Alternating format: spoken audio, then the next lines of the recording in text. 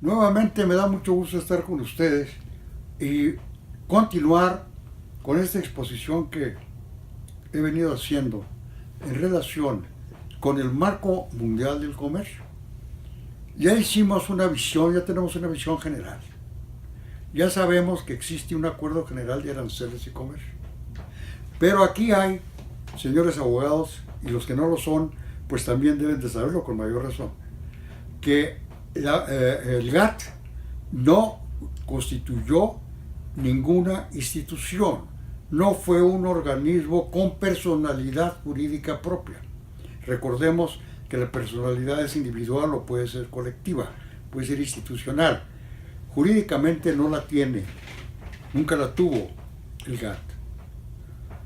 Esto es muy importante porque para algunos autores que quizá no conozcan esos detalles o que se metan en estos líos sin ser abogados, y abogados estudiosos, no cualquiera, porque esto hay que tener una disciplina para entenderlo bien y un cariño, una curiosidad por conocer todo esto. Bueno, la OMC viene a continuar la tarea del GATT, no viene a sustituir al GATT, ni viene a ser una cosa exactamente igual.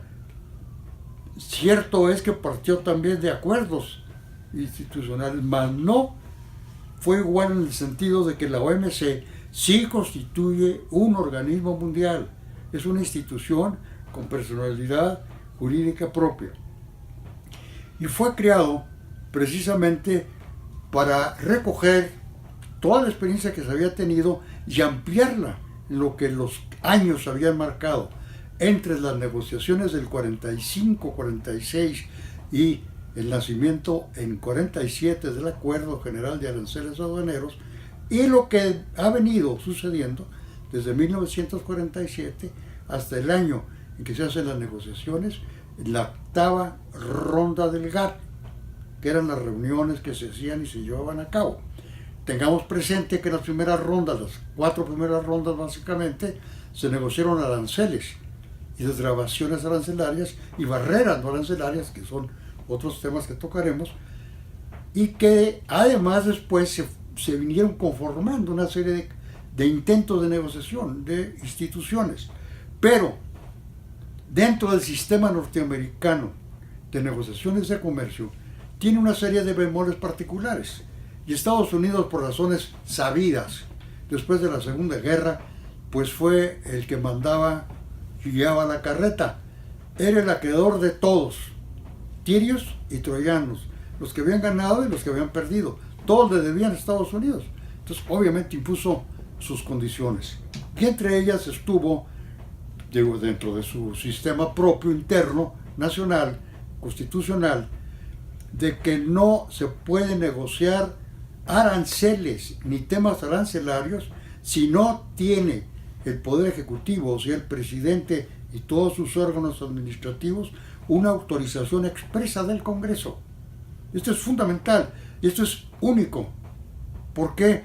Porque no olvidemos, tengamos presente que Estados Unidos, desde que nace la vida pública, allá en 1700 y pico, que es cuando termina casi el siglo, tiene como misión especial ser un país comerciante.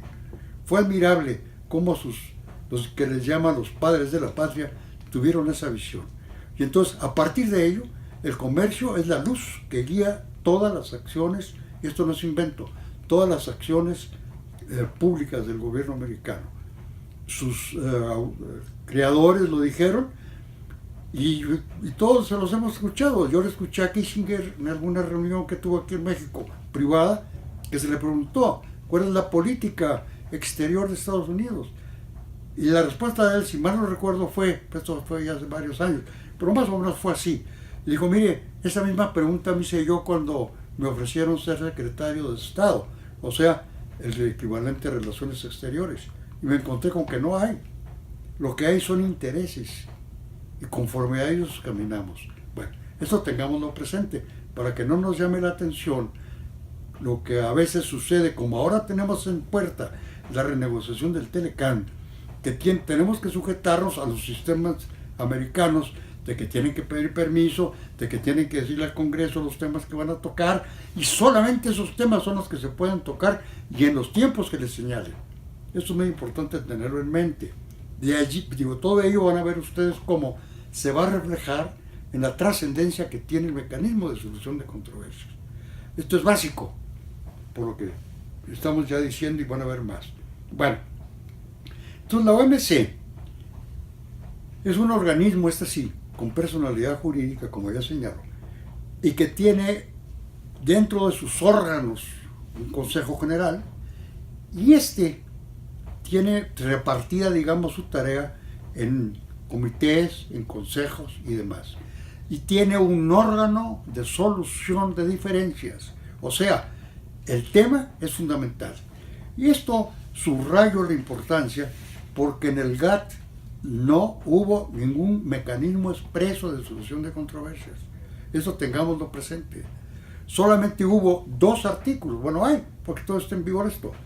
Hay 2 artículos nada más, el 22º y 23º, que se ocupan de la preocupación porque si surgían conflictos bajo el GATT, ¿qué se hacía? Entonces nada más tiene 2 artículos.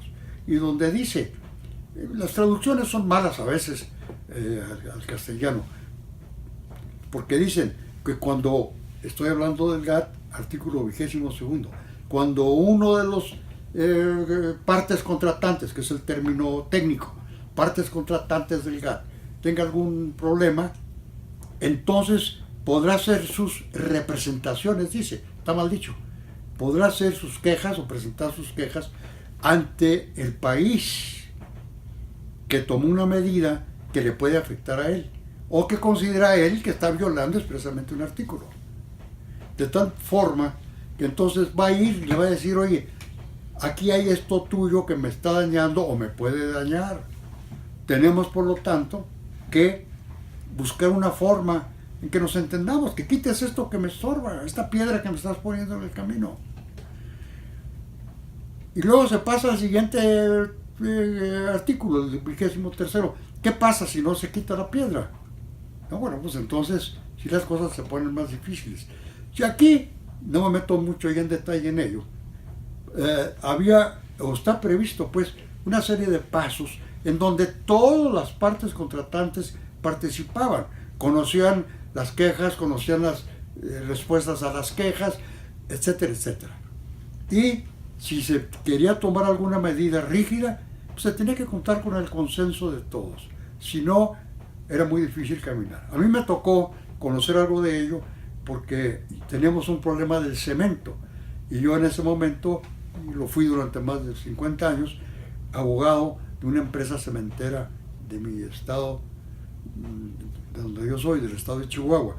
Entonces teníamos un problema cementero, de que nos acusaban de estas prácticas mal llamadas desleales, son prácticas ilegales de comercio, y nos acusaban del dumping y de subsidios, que lo cual lo veremos en detalle.